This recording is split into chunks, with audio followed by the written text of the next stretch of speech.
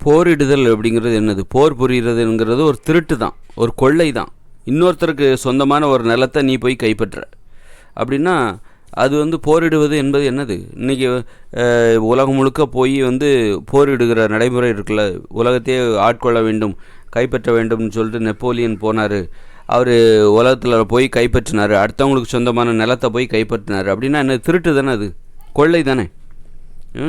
அது அது எப்படி வீரமாகும்? ஒரு திருடர்களின் வீரம் எப்படி வீரமாக மாற முடியும்? ஒரு திருடுறான், அடுத்த வீட்டில் போய் நான் திருடினேன், நான் அடுத்த வீட்டில் போய் நான் பல ஊர்களில் போய் நான் கொள்ளையடிச்சிருக்கேன், என்னுடைய வீரம் எவ்வளோ பெரியது அப்படின்னு நம்ம சொல்ல முடியுமா? அது மாதிரி அதை எப்படி வீரன்னு சொல்ல முடியும்? அதுபோல் ஒரு நெப்போலியனோட வீரத்தையோ அலெக்சாண்டரோட வீரத்தையோ அல்லது தமிழ்நாட்டிலேருந்து கூட ராஜராஜ சோழன் உலகத்தெல்லாம் போய் ஆட்சி பண்ணி நிறைய அவர்களை வீழ்த்தி தன் வசம் கொண்டு வந்தார் அப்படின்னு நம்ம பெருமைப்பட்டால் அது எப்படிப்பட்ட வீரம்? அது நல்ல வீரமா? அது கொள்ளையடிக்கிற, அது அடுத்தவங்க நிலத்தை கொள்ளையடிக்கிறது தான் அந்த போர் புரியுறது. உலகத்தெல்லாம் தன் கட்டுப்பாட்டுக்குள்ளே கொண்டு வரணும், உலகத்தில் இருக்கிற எல்லா நிலப்பரப்பையும் தனக்கு சொந்தமாக்கிக்கணும் அப்படிங்கிற நோக்கத்தோடு அப்போ தான் போரிடுவது அதற்காக தான் ஏற்பட்டுச்சு. போரிட்ட உடனே என்ன பண்ணுவாங்க? அந்த நாட்டில் இருக்கிற செல்வத்தை எல்லாம் கொள்ளையடிப்பாங்க. கொள்ளையடிச்சிட்டு என்னென்ன கிடைக்கிது தானியங்களை கொள்ளையடிப்பாங்க. கொள்ளையடிக்கிறதுக்காகவே போரிட்டாங்க. இப்போ அந்த அரேபிய பாலைவனத்தில் இருக்கிற அந்த மக்கள் என்ன பண்ணுவாங்கன்னா, அந்த காலத்தில் அவங்களுக்கு அந்த நிலத்தில் விளைய வைக்க முடியாது. பாலைவனத்தில் வசிக்கிறாங்க, அவங்களுக்கு தேவையான உணவுகளை உற்பத்தி செய்ய அந்த நிலத்தில் முடியாது.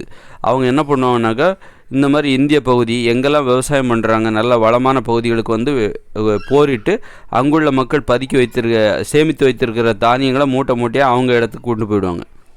எப்போல்லாம் அறுவடை நேரம் அந்த நேரம் தான் போரிடுவாங்க. போரிட்டு இந்த மக்கள் கஷ்டப்பட்டு உடச்சி சேர்த்து வச்சதை இதான் போரிடுவதற்கான நோக்கமாகவே இருந்திருக்கு.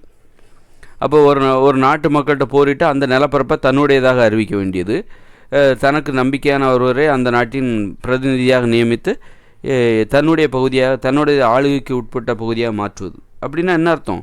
பிறருக்கு சொந்தமான ஒரு நிலத்தை நீ உன்னுடையதுன்னு சொல்லிக்கிற.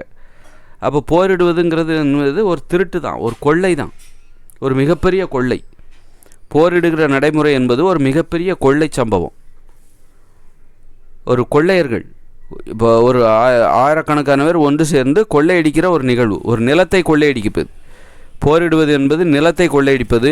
போரிட்டு முடித்து ஜெயித்த உடனே அந்த நாட்டில் இருக்கிற வளங்கள், ஏதாவது செல்வங்கள், தங்கம், அப்புறம் தானியங்கள், அப்புறம் அங்கே இருக்கிற பெண்கள், அழகிய பெண்கள் எல்லாத்தையும் தனக்கு பிடிச்ச பெண்களை வன்புணர்வு செய்வது. இந்த போரில் வெற்றி பெற்ற அந்த போர் வீரர்கள் அவங்க அதுதான் பண்ணுவாங்க அந்த காலத்துலையும் சரி. ஏன்னா அவங்க ஒழுக்கமெல்லாம் இருக்க மாட்டாங்க. ஏன்னா அவங்க மரண பயத்தோடு தான் இருக்காங்க. எப்போ வேணாலும் நம்மளை யார் வேணாலும் கொல்லலாம், போர் இல்லாமல் செத்து போகலாம், அதனால் வாழ்கிற வரைக்கும் சந்தோஷமாக வாழணும்னு சொல்லிட்டு அவங்க ஒழுக்கமாகவே இருக்க மாட்டாங்க. அதனால் போரிடுகிற நடைமுறை என்பது ஒரு கொள்ளை முயற்சி தான். அது திருடுகிற ஒரு மனப்பான்மை. ஒரு திருடுகிறவனிடம் எப்படி ஒழுக்கம் இருக்க முடியும்? ஒரு திருடுகிற ஒரு மனப்பான்மை. இப்போ நம்ம விடுதலை புலிகளை எடுத்துக்கிட்டிங்கன்னா, அவங்க இன்னொரு நிலத்தை போய் அவங்க கட்டுப்பாடாக இருந்தாங்க. விடுதலை புலிகள் கட்டுப்பாடாகவும் ஒழுக்கமாகவும் இருந்தாங்க. காரணம் என்னென்னா, அவங்க போய் இன்னொரு இடத்துல போய் கொள்ளையடிக்க போல, இன்னொரு நாட்டை போய் அபகரிக்க போல, தன்னுடைய பகுதியை பாதுகாக்க முயற்சி செய்தார்கள். அதனால தான் அவங்க ஒழுக்கமாக இருந்தாங்க. விடுதலை புலிகள் ஏன் ஒழுக்கமாக இருந்தாங்க அப்படின்னா, அவங்க தனது பகுதியை, தனக்கு சொந்தமான பகுதியை அந்நியர்களிடமிருந்து, தனக்கு சொந்தமான நிலப்பகுதியை அபகரிக்க முயற்சி செய்கிற அந்நியர்களிடமிருந்து, சமூக விரோதிகளாக இருக்கிற அந்த சிங்களர்களிடமிருந்து பாதுகாக்கணுங்கிறதுக்காக தான் போராடினாங்க. தன்னுடைய வீட்டு பெண்களை பாதுகாக்க வேண்டும் என்கிற நோக்கம்தான் இருந்தது அவங்களுக்கு. தன்னுடைய நிலத்தை பாதுகாக்க வேண்டும், தன்னுடைய வீட்டு பெண்களை பாதுகாக்க வேண்டும், தன்னுடைய உழைப்பினால் வந்த உணவுப் பொருட்களை பாதுகாக்க வேண்டும். அதுதான் விடுதலை புலிகள் கட்டுப்பாடாகவும் ஒழுக்கமாக இருந்ததற்கான காரணம். சிங்களர்கள் ஏன் கட்டுப்பாடாக இல்லை? அவங்க கட்டுப்பாடாக இல்லை. காரணம், அடுத்தவங்களை போய் தொல்லை பண்ணுறாங்க. தமிழ் நிலங்களை போய், தமிழர்கள் வாழ்கிற பகுதியை போய் தனதாக மாற்றிக்கொள்ள வேண்டும் என்கிற நோக்கம்தான். அது ஒரு திருடர்களின் நோக்கம். இன்னொருத்தருக்கு சொந்தமான ஒரு பொருளை கொள்ளையடிக்கிறாங்கல்ல, திருடுறாங்கல்ல, அவங்களுக்கு எப்படிப்பட்ட மனப்பான்மை இருக்க முடியுமோ அதே மனப்பான்மை தான் சிங்களர்களுக்கு இருந்தது. தன்னுடையதை பாதுகாக்க நினைக்கிற அந்த நேர்மையான குணம் தான் விடுதலை புலிகள் கட்டுப்பாடாகவும் ஒழுக்கமாகவும் வாழ்ந்ததுக்கு காரணம். அதுபோன்ற கட்டுப்பாடும் ஒழுக்கமும் வேறு எந்த ஒரு நாட்டிலையும் இல்லைன்னு சொல்கிறாங்க.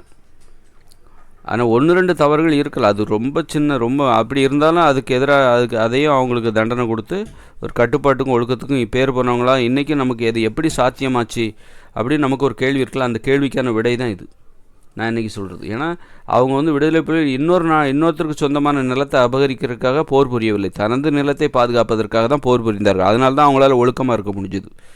இன்னொரு நிலத்தை வந்து நீ அபகரிக்கணும்னு நீ போர் புரிஞ்சிட்டாலே நீ ஒழுக்கமானவராக இருக்க முடியாது.